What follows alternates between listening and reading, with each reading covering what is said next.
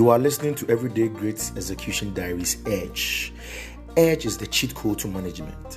Edge inspires growth in managing people and businesses.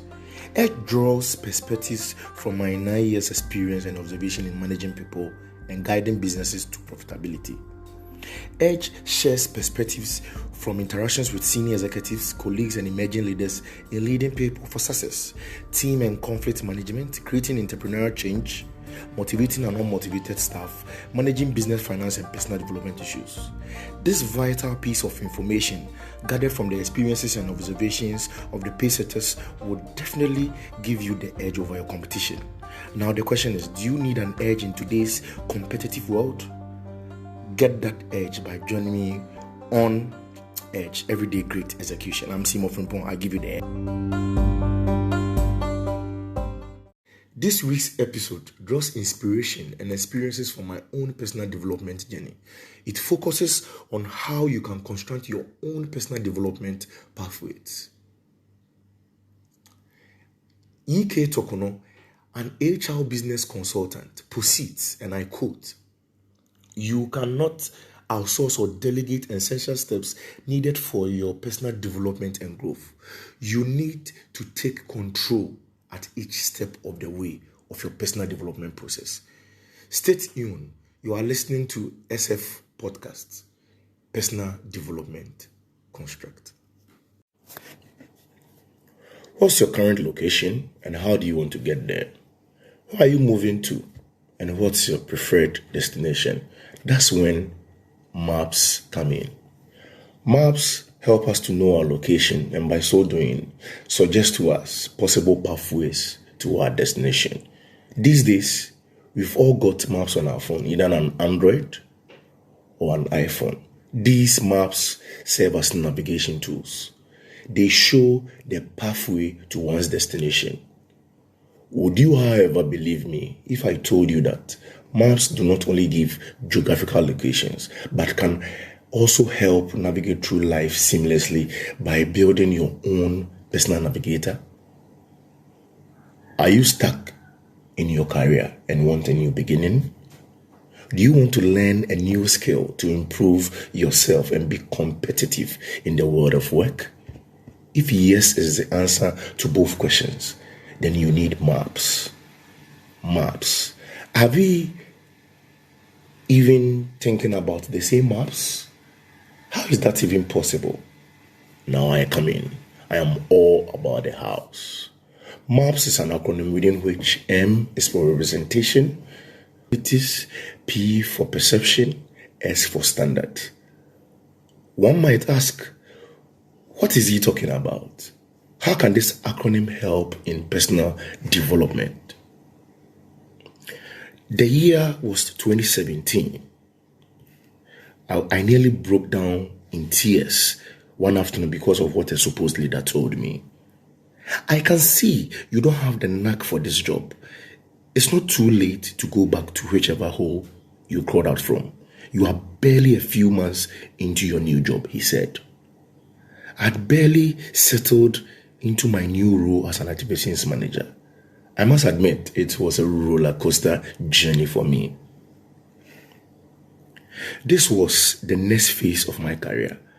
I had to quickly metamorphose from a field marshal to an office rat, moving from an execution perspective to a planning mode, which to many was as difficult as changing a monkey's preferred dish from bananas to strawberries.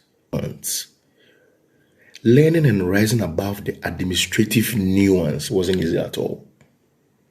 I could sense the storm before the calm. There was a tough task ahead. I was constantly reminded of how different working in the office was from working in the field. I assessed my abilities, sought feedback from colleagues and mentors on my work rate and output, as well as my growth trade. Finally, I linked all these to the priorities my organization had set for the year and realized there was a knowledge and skill gap.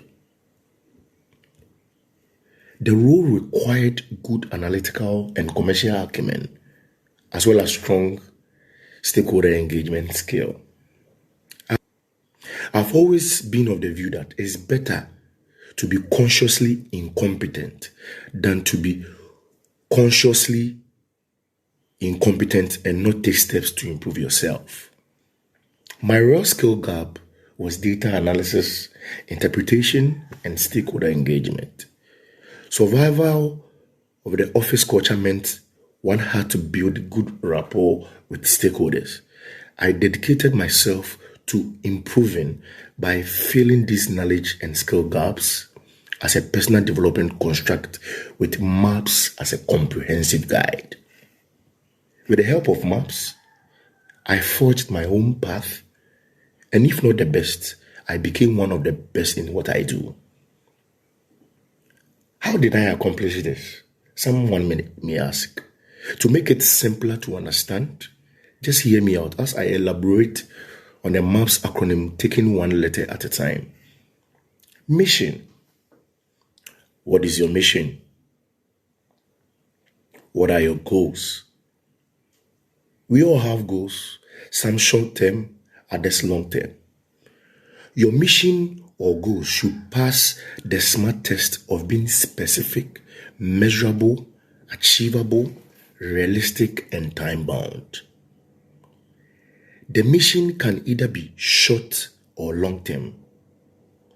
Is the goal a 2-year master's degree program, which can be considered a short-term goal, or a 5-year law degree, which can be regarded as a long-term goal based on the duration for completion? It must, however, be noted that in almost all situations, short-term goals are basically a means of achieving long-term ones. Long-term goals can therefore be simplified into short-term goals. For instance, if the mission of an SHS graduate is to obtain a master's degree, he must first obtain a bachelor's degree. In such a situation, the bachelor's degree becomes a short-term goal necessary for the attainment of the long-term goal of a master's degree. How do you assess your abilities? It's our dream to achieve our goals. But then, how do we navigate towards those goals? That's when abilities come in. As an individual, it's essential to be highly aware of your own intrinsic abilities so that you can transform them into your superpower. How will you achieve your goals? What are the strengths that will help you achieve those goals?